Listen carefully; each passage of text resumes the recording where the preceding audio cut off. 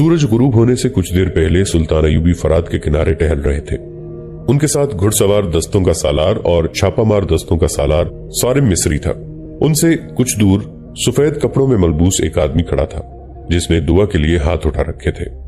सुल्तान अयूबी उधर चल पड़े। करीब पहुंचे तो देखा कि वहां 4 कब्रें हैं। उनमें से एक कब्र के सराने एक डंडा गड़ा था। उसके साथ लकड़ी की एक तख्ती थी जिस पर लाल रंग से अरबी जबान में लिखा था, उमर अल मलूक, अल्लाह तेरी शहादत कबूल करे। उसके साथ की कब्र पर भी ऐसी ही तख्ती लगी हुई थी जिस पर इसी किस्म की लाल तहरीर थी, फहद अल मलूक, अल्लाह मेरी शहादत कबूल करे। सुल्तान अयूबी ने दोनों तहरीरें पढ़ी और उस आदमी की तरफ देखा जो कब्रों पर फातिहा पढ़ रहा था। वो वज़ा और लिबास से आलिम फाजिल लगता था। सुल्तान अयूबी ने उसकी तरफ देखा तो उसने जरा झुक कर कहा, मैं इस गांव का इमाम हूं। जहां कहीं पता चलता है कि शहीद की कब्र है वहां चला जाता हूं और फातिहा पढ़ता हूं। ये मेरा अकीदा है कि जिस जगह शहीद के खून का कतरा गिरता है वो जगह मस्जिद जितनी मुकद्दस हो जाती है।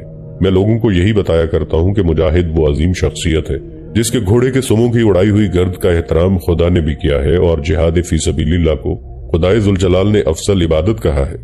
मगर अल्लाह के नाम पर जाने कुर्बान करने वाले ऐसे ही गुमनाम लोग होते हैं जिनकी खबरें आप देख रहे हैं।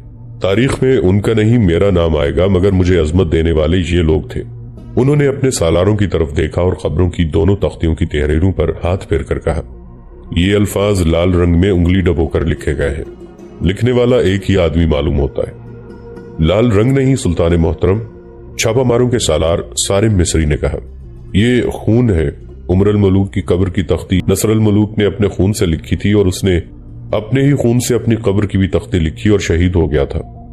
16-17 दिन गुजरे। रात को दरिया से हमने एक बहुत बड़ी कश्ती पकड़ी थी जिसमें दुश्मन के छापामारों के लिए रसद जा रही थी। आपको इसकी इतला दी गई थी। ये कश्ती हमारे 8 छापामारों ने पकड़ी थी। उनमें से ये 4 शहीद हो गए थे। हमें पहले इत्तला मिल गई थी कि एक बड़ी कश्ती रात को गुजरेगी जिसमें दुश्मन की रसद और असलहा होगा। मैंने अपने 8 छापामार भेजे। ये एक छोटी सी कश्ती में थे। आधी रात दूसरे किनारे के साथ साथ वो कश्ती जा रही थी। हमें इत्तला मिली कि उसमें से 5 आदमी होंगे, लेकिन हमारे छापामारों की कश्ती उसके करीब गई तो उसमें कमोबेश 20 आदमी थे। इससे पहले कि हमारे छापामार दुश्मन की कश्तियों में कूद जाते, दुश्मन के आदमी जो तलवारों से मुसल्ला थे हमारी कश्ती में कूद आए। हमारे ये छापामार दरियाई छापों का तजुर्बा रखते थे। वो अपनी कश्ती से दरिया में कूदे और दुश्मन की कश्ती पर चढ़कर उसके बादबानों से रस्से काट दिए। दोनों कश्तियों में खूनरेज मार्का लड़ा गया। हमारे छापामारों ने बड़ी कश्ती से अपनी कश्ती पर तीर फेंके जिसमें दुश्मन के आदमी थे। बहरहाल हमारे जांबाज अकल और दावपेश से मार्का लड़कर दोनों कश्तियां ले आए। दुश्मन के आदमी जो मरे नहीं थे दरिया में कूदकर दूसरे किनारे पर चले गए। कश्तियां किनारे लगी। मुझे इत्तला मिली तो मैं इन्हें देखने चला गया। सुबह तुलू हो रही थी। एक कश्ती में उमर अल मलूक और उसके 2 साथियों की लाशें थीं और बाकी सब जख्मी थे। नसर अल मलूक सबसे ज्यादा जख्मी था। 2 गहरे बर्छी के और 3 जख्म तलवार के थे। वो होश में था। मरहम पट्टी के लिए ले गए तो उसने मुझसे कहा कि उसे एक तख्ती दी जाए जो वो अपने दोस्त की कब्र पर लगाना चाहता है। मैंने तरखानों से उसे तख्ती मंगवा दी। इस पर उसने अपनी मरहम पट्टी ना होने दी। तख्ती आई तो उसने अपने खून में शहादत की उंगली डुबोकर उमर अल मलूक का नाम और ये तहरीर लिखी और तख्ती मुझे देकर कहा कि ये उमर की कब्र पर लगा दी जाए। मैंने ये तख्ती एक डंडे के साथ उमर अल मलूक की कब्र के सराहने लगा दी। नसर अल मलूक के जख्मों से खून निकलता रहा, बंद नहीं हो रहा था। तीसरे दिन उसकी हालत बिगड़ गई। मैं उसे देखने आया तो जर्रा ने मायूसी का इजहार किया। खुद नसर अल मलूक को महसूस होने लगा था कि वो जिंदा नहीं रहेगा। उसने मुझे कहा कि मुझे वैसी ही एक तख्ती दी जाए। मैंने तख्ती मंगवा दी। उसने तख्ती अपने पास रख ली। रात को इत्तला मिली कि नसर शहीद हो गया है। मैं गया तो उसके एक जख्मी साथी ने तख्ती मुझे दी और बताया कि नसर ने अपने एक जख्म से पट्टी खोल ली थी, खून निकल रहा था। उसने अपने खून में उंगली डुबोकर यह तहरीर लिखी, नसर अल मलूक, अल्लाह उसकी शहादत कबूल करे। उसके साथी ने बताया कि नसर ने कहा था कि उसे अपने दोस्त उमर अल मलूक के पहलू में दफन किया जाए। इस तरह ये दोनों तख्तियां एक ही शहीद के खून से लिखी गई हैं। ये दोनों ममलूक थे मोहतरम इमाम। सुल्तान अयूबी ने इमाम से कहा, आप जानते होंगे कि ममलूक किसको कहते हैं। ये उन गुलामों की नस्ल से हैं जिन्हें आजाद करा दिया गया था। हमारे रसूल अकरम सल्लल्लाहु अलैहि वसल्लम ने गुलामी को ममनू करार दिया और फरमाया था कि इंसान का गुलाम नहीं हो सकता। जरा देखो इन गुलामों ने कैसा कारनामा कर दिखाया है। ये 8 थे लेकिन 20 आदमियों से इतनी बड़ी कश्ती छीन कर ले आए हैं। مجھے اپنی فوج میں مملوکوں اور ترکوں پر جتنا بھروسہ ہے اور کسی پر نہیں۔ اب انسان پھر انسان کا غلام بنتا جا رہا ہے۔ امام نے کہا، حکمرانی حاصل کرنے کے جتن اسی لیے کیے جاتے ہیں کہ انسانوں کو غلام بنایا جائے، لیکن انسان سمجھتا نہیں کہ تخت و تاج نے کسی کے ساتھ کبھی وفا نہیں کی۔ فرعون بھی مٹی میں مل گئے۔ خدا نے ہر اس انسان کو عبرتناک سزا دی ہے جس نے تخت و تاج سے پیار کیا ہے، اور ہر انسان کا خون بہایا ہے جس سے اسے اپنی بادشاہی کے لیے خطرے کی بو آئی۔ سلطان ایوبی کے محافظ دستے کا کمانڈر ایک آدمی کو ساتھ لیے جا رہا تھا۔ اس آدمی کی حالت بتا رہی تھی کہ بڑے لمبے سفر سے آیا ہے۔ کمانڈر نے قریب آ کر کہا، قاہرہ سے قاصد آیا ہے، کیا خبر لائے ہو؟ سلطان ایوبی نے اس سے پوچھا، کیا خبر لائے ہو؟ سلطان ایوبی نے اس سے پوچھا، خبر اچھی نہیں، قاصد نے کہا، اور کمر بند سے ایک کاغذ نکال کر سلطان ایوبی کو دیا۔ سلطان ایوبی اپنے خیمے کو چل پڑے۔ خیمے میں جا کر انہوں نے اس پیغام کو کھولا۔ یہ ان کے جاسوسی اور سراغ رسانی کے سربراہ علی بن سفیان کے ہاتھ کا لکھا ہوا تھا۔ لکھا تھا، ہمارا سب سے زیادہ دیندار اور دلیر نائب سالار جیس القدوس کئی دنوں سے لاپتہ ہے۔ صلیبیوں کی تخریب کاری زوروں پر ہے۔ ہم یہاں زمین دوز جنگ لڑ رہے ہیں۔ ایمان فروشوں کی تعداد میں اضافہ ہوتا جا رہا ہے۔ اس مسئلے پر آپ کو پریشان ہونے کی ضرورت نہیں، ہم دشمن کو کامیاب نہیں ہونے دیں گے۔ پریشانی حبیب القدوس نے پیدا کر دی ہے، اس کا کوئی سراغ نہیں مل رہا۔ اس کا صرف لاپتہ ہو جانا پریشان کن نہیں، ہم ایک اور خطرہ محسوس کر رہے ہیں۔ آپ کو معلوم ہے کہ حبیب القدوس کے ماتحت جتنے دستے ہیں وہ ان میں اتنا ہر دل عزیز ہے کہ سپاہی اس کے اشارے پر جانے قربان کرتے ہیں۔ اگر وہ خود دشمن سے جا ملا ہے تو یہ خطرہ ہے کہ وہ اپنے دستوں کو جو اس کے زیر اثر ہیں سلطنت کے خلاف بغاوت پر آمادہ کر سکتا ہے۔ میں اسے تلاش کرنے کی کوششوں سے دستبردار یا مایوس نہیں ہوا۔ میں آپ سے صرف یہ اجازت لینا چاہتا ہوں کہ اگر تلاش کے دوران وہ سامنے آ جائے اور ضرورت محسوس ہو کہ اسے مار ڈالا جائے تو اسے مار دیا جائے۔ آپ کے قائم مقام امیر مصر نے اس کی اجازت نہیں دی، صرف یہ اجازت دی ہے کہ میں آپ کو براہ راست خط لکھ کر اجازت لے لوں۔ اگر میں اسے تلاش نہ کر سکا تو آپ مجھ سے باز پرس کریں گے، اور اگر وہ میرے ہاتھ سے مارا گیا تو بھی آپ پسند نہیں کریں گے۔ اس نائب سالار کا ہمارے دشمن کے پاس رہنا ہمارے لیے بہت بڑا خطرہ ہے۔ سلطان ایوبی نے اسی وقت کاتب کو بلایا اور پیغام کا جواب لکھوانے لگے۔ عزیز علی بن سفیان، تم پر خدا کی رحمت ہو۔ حبیب القدوس پر مجھے اتنا ہی اعتماد تھا جتنا تم پر ہے۔ جو انسان اپنا ایمان فروخت کرنے پر آ جائے وہ خدا سے نہیں ڈرتا، وہ مجھ جیسے حقیر انسان سے کیوں ڈرے گا؟ تمہیں اس پر حیران نہیں ہونا چاہیے کہ حبیب القدوس جیسا انسان بھی دھوکہ دے سکتا ہے۔ ایمان ایک قوت ہے، مگر یہ ہیرے اور جواہرات کی طرح چمکتا نہیں۔ اس میں عورت کے حسن و جمال کی کشش نہیں، اور ایمان تخت اور تاج بھی نہیں۔ جب انسان پر دنیا کی لذتوں کا سرور اور زر و جواہرات کی ہوس پیدا ہو جاتی ہے تو ایمان سے دستبردار ہونے میں کچھ وقت نہیں لگتا۔ حبیب القدوس کو تلاش کرنے کی کوشش کرو۔ اگر کبھی ضرورت محسوس ہو کہ اسے قتل کر دیا جائے تو تمہیں میری طرف سے اجازت ہے، لیکن یہ معلوم کرنے کی بھی کوشش کرنا کہ اسے اغوا تو نہیں کیا گیا۔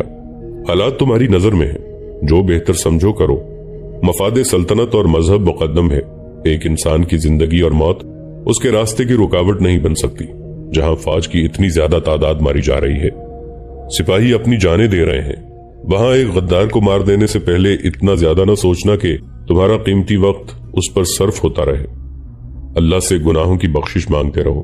ہم سب گنہگار ہیں، پاک ذات صرف اللہ اور اس کے رسول صلی اللہ علیہ وآلہ وسلم کی ہے۔ تم حق پر ہو تو اللہ تمہارے ساتھ ہے۔ سلطان صلاح الدین ایوبی نے پیغام کے نیچے اپنی مہر لگائی اور پیغام قاصد کے حوالے کر دیا اور اسے کہا کہ وہ رات بھر آرام کر کے الصبح روانہ ہو جائے۔ وہ تاریخ اسلام کا پرآشوب دور تھا۔ ادھر سرزمین عرب مسلمانوں کے خون سے لال ہوتی جا رہی تھی۔ صلیبیوں اور یہودیوں نے مسلمانوں میں غدار اور سازشی پیدا کر کے مسلمانوں کو خانہ جنگی میں الجھا دیا تھا۔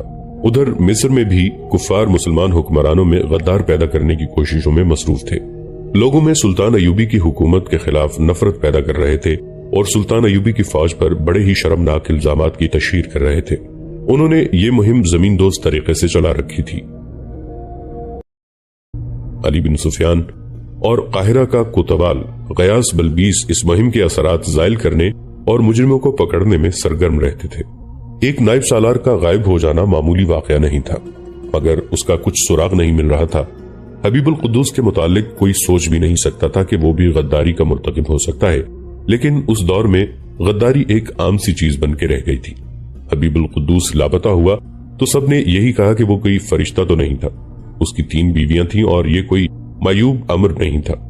उसकी हैसियत के हाकिमों ने 4-4 बीवियां रखी हुई थीं, और जो जरा जिंदा दिल थे उनके यहाँ 1-2 दाश्ता औरतें भी होती थी।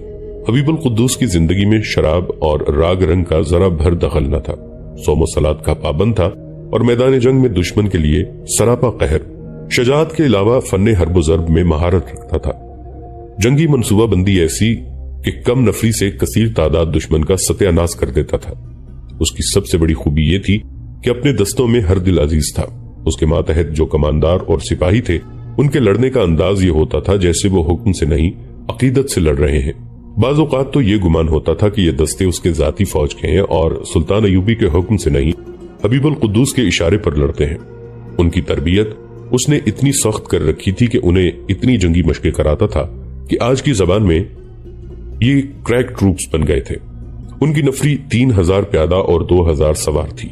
तीरंदाजी में इतने माहिर जैसे अंधेरे में आवाज पर तीर चलाएं तो तीर बोलने वाले के मुंह में लगे। अली बिन सुफियान जासूसी और सुराग रसानी का माहिर था। गयास बल्बीस कोतवाल था और सिविल इंटेलिजेंस में महारत रखता था। इन दोनों की राय ये थी कि हबीबुल कुद्दूस को दुश्मन ने उसकी इसी खूबी की वजह से अपने जाल में ले लिया है कि वो अपने 5000 नफरी के दस्तों को बागी कर सकेगा। 5000 नफरी मामूली नफरी नहीं थी। इन दस्तों को निहत्ता कर देने की भी तजवीज पेश हुई थी, जो अली बिन सुफियान और गयास बल्बीस ने ये दलील देकर मुस्तरद कर दी थी कि इस तरह ये बागी ना हुए तो भी बागी हो जाएंगे। इसकी बजाय उन्होंने इन दस्तों में किसी न किसी बहरूप में अपने जासूस छोड़ दिए थे, जो बैरकों में सिपाहियों की गपशप सुनते रहे थे। कमांडारों पर भी उनकी नजर थी। गहरी नजर हबीबुल कुद्दूस के घर पर रखी गई थी। उसकी 3 बीवियों में से एक की उम्र 30 और 40 के दरमियान थी और 2 24-25 साल की थीं। उनसे पूछा गया, उन्होंने इतना ही बताया कि एक शाम उसके पास 2 आदमी आए थे। हबीबुल कुद्दूस उनके साथ निकल गया था, फिर वापस नहीं आया। मुलाजिमों से भी बहुत गहरी तफ्तीश की गई, उनसे भी कोई सुराग न मिला। बीवियों का मुतालिक दरपर्दा मालूम किया गया, उनमें भी कोई मशकूक नहीं थी। सिर्फ इतना पता चला कि छोटी उम्र की 2 बीवियों में से एक के साथ, जिसका नाम जहरा था, उसे सबसे ज्यादा प्यार था। ये उसके एक सवार दस्ते के कमांडार की बेटी थी। उस कमांडार से पूछा गया कि उसने अपनी उम्र के आदमी को अपनी जवान बेटी क्यों दी थी। क्या हबीबुल कुद्दूस ने उसे मातहत समझकर मजबूर किया था? नहीं, कमांडार ने जवाब दिया। नायब सालार हबीबुल कुद्दूस इस्लाम और जिहाद के इतने ही मतवाले हैं जितना मैं हूं। मैंने उनके साथ लड़ाइयां लड़ी हैं। वो कहा करते हैं कि मोमिन की तलवार न्याम से निकल आए तो न्याम में उस वक्त तक नहीं जानी चाहिए जब तक दुश्मन का एक भी सिपाही मौजूद है। और वो कहा करते थे कि कुफ्र का फितना खत्म होने तक जिहाद जारी रहता है। गद्दारों से वो इतनी नफरत करते थे कि एक सरहदी लड़ाई में सूडानियों ने अचानक हमला किया तो हमारे 2 सवार भाग उठे। नायब सालार ने देख लिया, उन्हें पकड़ने का हुक्म दिया। उन्हें पकड़ लाए। नायब सालार ने उनसे कुछ पूछे और कुछ कहे बगैर दोनों को उन्हीं के घोड़ों के पीछे अपने हाथों बांधा और घोड़ों पर 2 सवार बिठाकर हुक्म दिया कि घोड़ा दौड़ाओ और रुको उस वक्त जब घोड़े खुद थक कर रुक जाएं। जब घोड़े वापस आए तो उनका पसीना बह रहा था और सांस लेना मुश्किल हो रहा था। उनके पीछे बंधे हुए सिपाहियों का यह हाल था कि उनके जिस्म पर कपड़े नहीं थे और उनकी खालें उतर गई थी। जिस्म पर गोश्त भी पूरा नहीं था। लड़ाई इस तरह खत्म हो गई थी कि सूडानियों में से ज्यादातर मारे गए थे, कुछ पकड़े गए और बाकी भाग गए। हबीबुल कुद्दूस ने तमाम दस्ते को इकट्ठा करके इन सिपाहियों की लाशें दिखाई और कहा कि अल्लाह की राह में लड़ने से भागने वालों की ये सजा दुनियावी है। अगले जहान उनके जिस्म सालिम होंगे और उन्हें दोज़ख में फेंक दिया जाएगा।